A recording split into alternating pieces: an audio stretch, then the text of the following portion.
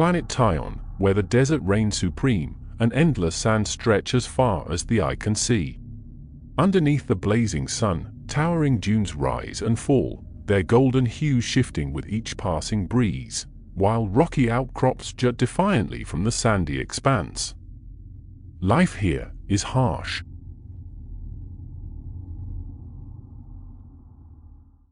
The planet Tyon, located in the Proteus galaxy, presents a fascinating yet challenging environment. Its landscape is predominantly characterized by vast stretches of arid desert, punctuated by rugged rock mountains and deep canyons. The planet orbits close to its sun, resulting in scorching daytime temperatures that often exceed 50 degrees Celsius, while nighttime temperatures can plummet to near freezing due to the lack of atmospheric insulation. Sandstorms are common occurrences, reshaping the terrain and presenting additional challenges for both researchers and native life forms. Despite the harsh conditions, Tyon supports a variety of resilient plant life adapted to survive in arid environments. One notable species is the thorny cactus-like plant, known as Xerophytia tyonensis, which stores water in its thick fleshy stems to endure prolonged periods of drought. Another intriguing plant is the sandsweeper vine, equipped with specialized tendrils that anchor it to the shifting sands and also enable it to trap passing insects for nourishment. Tyon boasts a diverse array of animal life, each uniquely adapted to its desert habitat. Among the most enigmatic inhabitants are the sand dragons. These creatures are massive reptilian predators covered in matte gray scales that help deflect the sun during the day, while insulating the creature at night when it withdraws beneath the warm sand. Their serpentine bodies can grow up to 20 meters in length, making them formidable apex predators in their ecosystem. Despite their size, sand dragons are incredibly agile, capable of burrowing beneath the sands with astonishing speed to ambush prey, evade threats, or keep itself warm during the freezing nights. Their razor-sharp teeth and powerful jaws can crush bone effortlessly, allowing them to feast on even the hardiest of desert creatures. Sand dragons are commonly hunted by the desert scrap scavengers for their meat, which is considered a delicacy. Its horns are often ground into medicinal powders or simply sold as ornaments. Other creatures that inhabit the planet include the towering dune strider, massive quadrupeds with long slender legs that allow them to traverse the dunes with ease. These gentle giants feed on the sparse vegetation and are known to migrate vast distances in search of food and water. Because of their size, endurance, and docility, they are often used in trade caravans as pack animals because they can carry large quantities of stock. In contrast, the scorptilian, a fearsome predator resembling a hybrid of scorpion and reptile, lurks beneath the sands, using its keen sense of vibration to ambush unsuspecting prey. Another notable species is the solar falcon, a bird of prey with a body length of about 3 meters and wings spanning nearly 7 meters.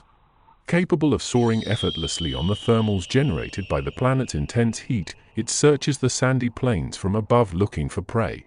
Although solar falcons will not attack unless provoked, they cannot be tamed or ridden. The inhabitants of Tyon have developed ingenious methods to obtain water in the face of the planet's arid conditions. One of the primary sources of water comes from subterranean aquifers, deep reservoirs of groundwater located beneath the planet's surface. Enormous drill rigs access these precious water stores, providing a reliable supply for drinking, agriculture, and other essential needs. Additionally, advanced technologies are adopted to filter and recycle water. Specialized installations known as water recycling generators are employed to convert gray liquid into water for consumption and irrigation purposes. Furthermore, certain native plant species, such as the moisture-retaining cacti and succulents, are cultivated for their ability to store water within their tissues. These plants not only serve as a food source, but also contribute to the local water supply through careful cultivation and harvesting practices. Lastly, interplanetary trade routes connect Tyon to neighboring worlds with more abundant water resources, allowing for the importation of water supplies. Specialized tankers can deliver water to supplement local reserves during times of scarcity. Through a combination of innovative technologies, resource management strategies, and trade networks, the inhabitants of Tyon have adapted to thrive in their desert environment despite the scarcity of water.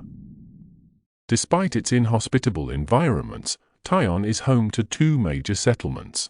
Among them is the spaceport city of Johor, built within the protective embrace of a towering rock formation. Farther to the west lies the industrial city of Okata, strategically positioned near the Tyon sand mines. The city is a hub of glass-making factories and silica extraction plants. Tyon is a planet predominantly made up of a transient population. Its true inhabitants are a mix of various intergalactic species scattered in and around the two main city districts. The desert scrap scavengers are a notable group that inhabit Tyon. Once a purely nomadic tribe, they have now established a semi-permanent tent settlement outside Johor. These enigmatic beings scour the desert for abandoned vehicles, crashed spacecrafts, basically anything that can be salvaged and used to barter. They rarely enter into the city.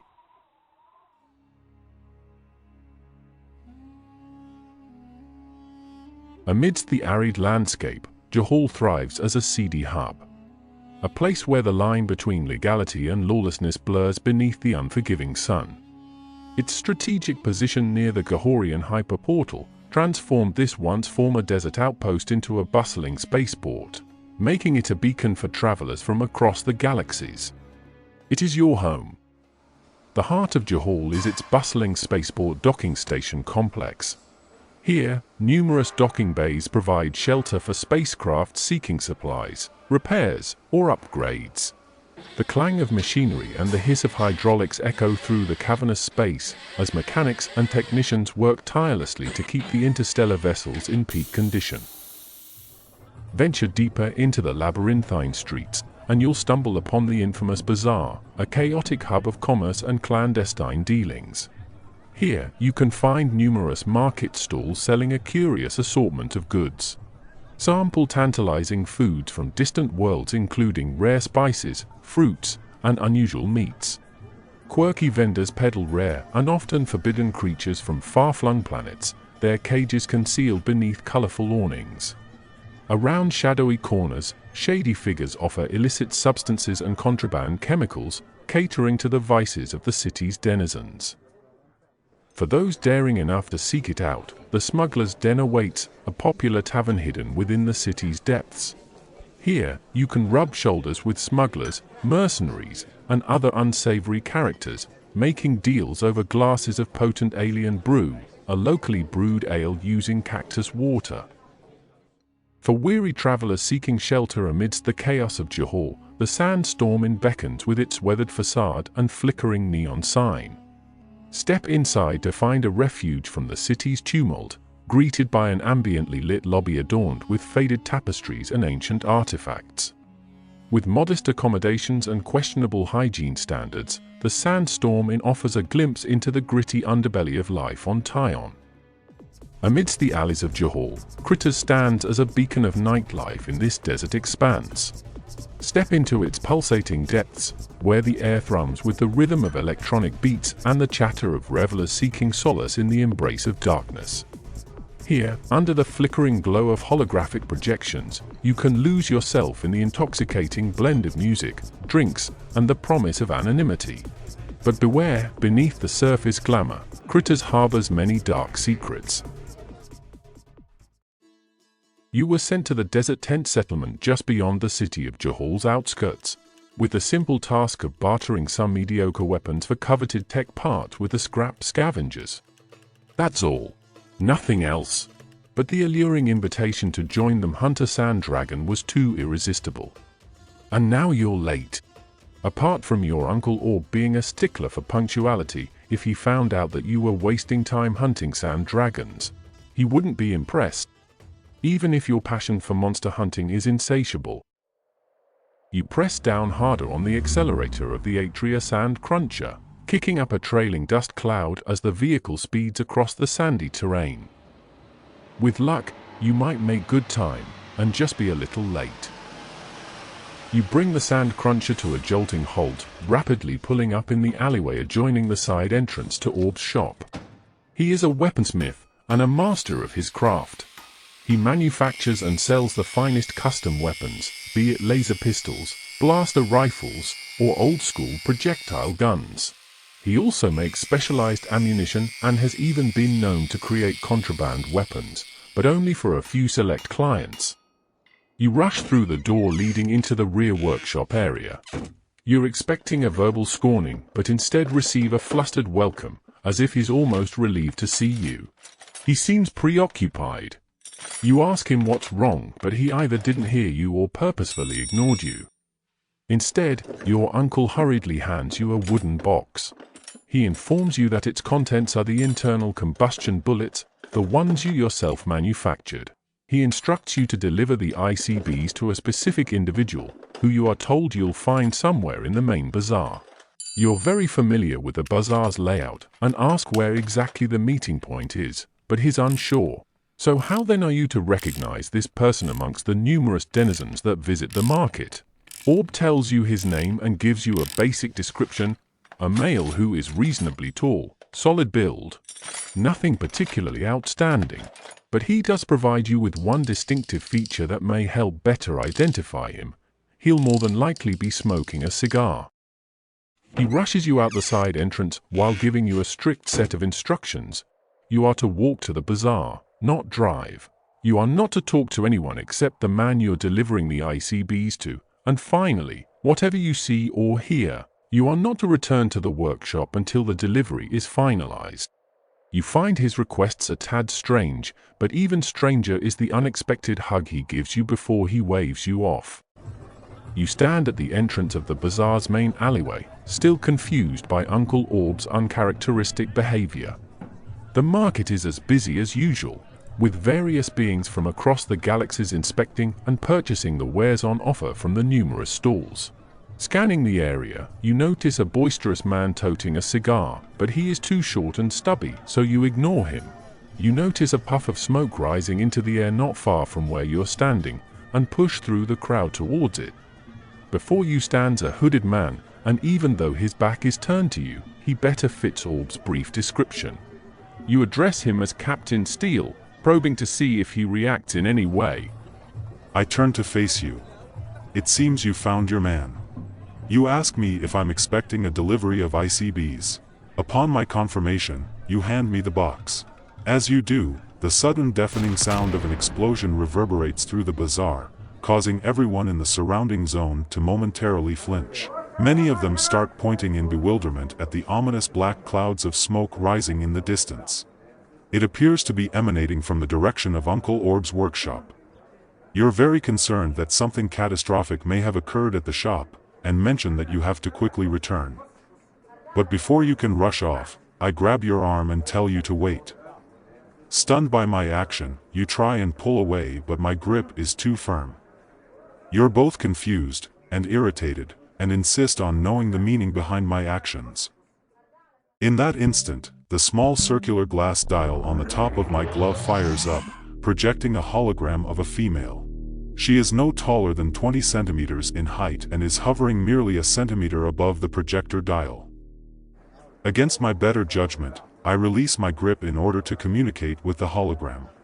Just for a moment, you have forgotten about the need to urgently leave and are intrigued by the image and what she has to say. It's done, Captain, Informs the hologram. Survivors? None. That's unfortunate. In that instant, the hologram shuts down and disappears. Who was that? What is this all about?